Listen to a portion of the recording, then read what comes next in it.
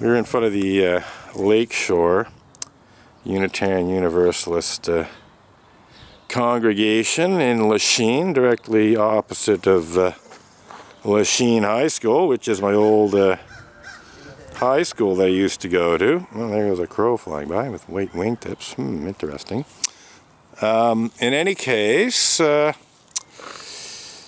because I'm unable to protest in front of the Unitarian Church of Montreal today, to say nothing of some previous days and probably future days, I will continue my protest against Unitarian Universalist clergy abuse and Unitarian Universalist cover-up and denial of clergy abuse and various other Unitarian Universalist injustices, abuses, and hypocrisy outside the Lakeshore Unitarian Universalist congregation. I don't think I'll be here quite as frequently as the Unitarian Church of Montreal, which tended to be 3 or 4 times a month on average.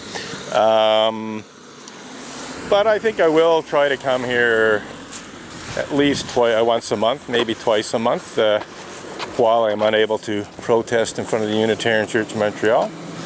So anyhow, we'll just have a look at this freestanding picket sign I put up at the end here. Unsafe sect. This obviously is a play on words, and it's a pun for safe sex, obviously. I think most people can understand that. And yes, it does hint at clergy sexual abuse committed by Unitarian Universalist ministers, and clergy sexual abuse committed by Unitarian Universalist ministers, and the bad handling of clergy sexual misconduct complaints by the Unitarian Universalist Association and various individual Unitarian Universalist congregations has been an issue with me since I first learned about it in the late 1990s. My protest outside the Unitarian Church of Montreal began as a protest against non-sexual clergy misconduct by Reverend Ray Drennan. Reverend Ray Drennan basically engaged in slander and libel and well, maybe not libel because I don't think he put it in writing, but certainly he made slanderous statements about me, and he was verbally and psychologically abusive, intolerant and abusive. He labeled me psychotic because I'm claiming a quite profound revelatory religious experience. He slandered an interreligious event that I'd organized and successfully celebrated twice as a cult, and he meant that in the worst possible sense of the word. It was very clear. And he dismissed my monotheistic religious beliefs as being nothing but silliness and fantasy. That was the least of his misconduct as far as I'm concerned. The worst things were attacking my revelatory religious experience as being nothing but a psychotic experience and insisting I was in need of professional help several years after I'd had that experience. And labeling an interreligious event as a cult. That's not just insulting and defamatory to me personally. It's insulting and defamatory to every single religious group that participated in that interreligious celebration of creation, which was celebrated in 1994 and 1995 quite successfully, even in spite of attempts by members of the Unitarian Church of Montreal to sabotage the event, to prevent it from happening in the Unitarian Church of Montreal and so on. So anyhow, we'll just do our little protest here. I see a crow. Oh, yeah, it's got that white wingtip. It's can't remember seeing a crow with a white wingtip before. Anyhow, just circulating here. It's somewhat after 9:30, I believe, and not very many people have shown up yet. I think the service probably starts at 10:30, if it's the same as the Unitarian Church of Montreal, so about an hour before the service. See a little squirrel there. So, yeah, we're still recording here. Just want to make sure the camera's running. I had it running earlier, and for some reason it shut off. I don't know when, but when I went to check the camera to make sure it was still recording, it wasn't. So I sort of missed the whole segment of monologue about what this protest is about. I will say that in my right hand and left hand I'm displaying two picket signs, and together they say Unitarian Universalist misuse blasphemy law to cover up and deny pedophilia and rape. This is a 100% truthful statement. In June of 2012, so almost 7 years ago, the Unitarian Universalist Association authorized its Canadian attorney, Stikeman Elliott Barristers and Solicitors defamation lawyer, Maitre Marc-Andre Coulombe, to have me served with a cease and desist demand letter, which amongst other highly questionable claims, falsely accused me of violating Canada's blasphemy law. The exact words, or a very, very close rendition of the words in his cease and desist demand letter, said, "Your unfounded and vicious allegations to the effect that ministers of the association engage in such despicable crimes as pedophilia and rape are defamatory." And then it went on to say that my allegedly unfounded and vicious allegations about pedophilia and rape committed by Unitarian Universalist ministers were so defamatory that they amounted to the criminal act of blasphemous libel against the Unitarian Universalist religion. Now, I had never seen the word blasphemous libel before. I knew what blasphemous meant, I knew what libel meant, but I'd never seen those two words together in a little phrase, blasphemous libel. So I Googled blasphemous libel and discovered that there actually was a section of the Canadian Criminal Code which prohibited blasphemous libel. Now, blasphemous libel is not defined in the Criminal Code itself. You have to go to jurisprudence to find out exactly what blasphemous libel is, but it's essentially blasphemy. It's essentially blaspheming against a religion.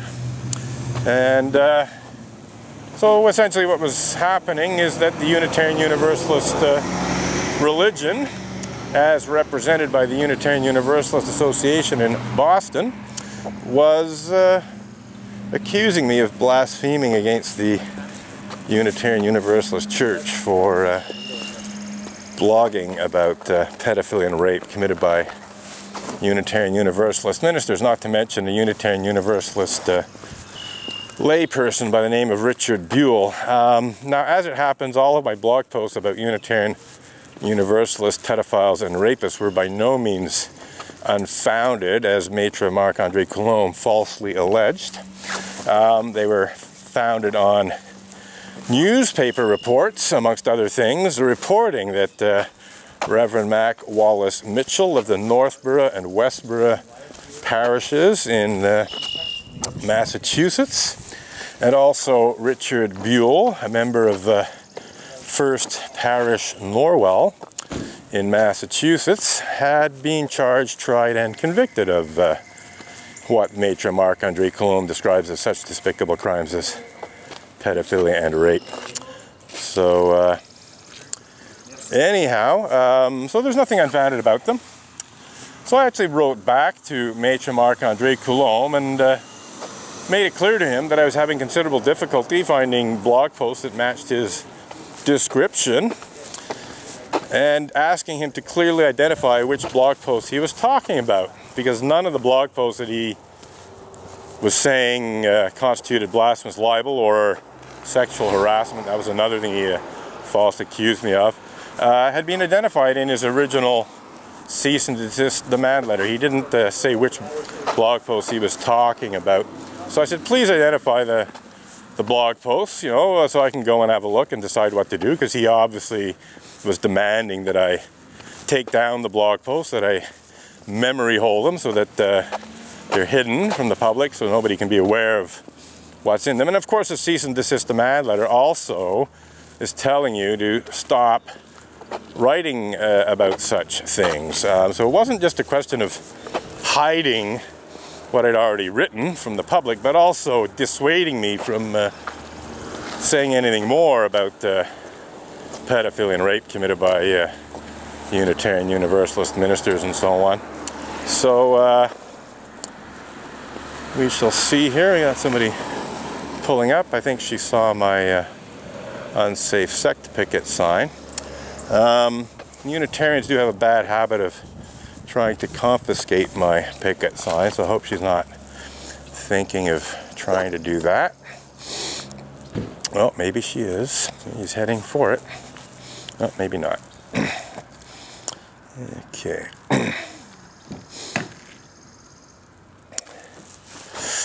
Alrighty, we'll just keep an eye on this potential situation. So anyway, so basically what happened is Maitre Marc-Andre Coulombe, instead of responsibly identifying the blog post he was claiming amounted to blasphemous libel, basically arrogantly responded that I knew where they were and that I should go find them. Unfortunately, your church does exactly this. No. No, what? I mean no. No what? Leave me alone. You talk to me first, I'm just responding. Don't pay any attention to the guy who's telling you that your religious community misuses blasphemy law to hide pedophilia and rape. Yeah, just ignore that. Pretend it's not true. Yeah, so typical willful ignorance on the part of Unitarian Universalists when they're confronted by A, clergy abuse, B, cover-up and denial of clergy abuse, C, legal bullying and even misuse of the criminal justice system to silence clergy abuse critics and whistleblowers. And I'm sure I'm not the only one who has been threatened with legal action by the Unitarian Universalist Association or individual Unitarian Universalist churches. So she sees my picket sign saying Unitarian Universalists misuse blasphemy law to cover up and deny pedophilia and rape. And she essentially says, I don't want to know about this. I don't want to know. I certainly don't want to do anything about it. So again, typical willful ignorance, psychological denial on the part of, in this case, West Island Unitarian Universalists.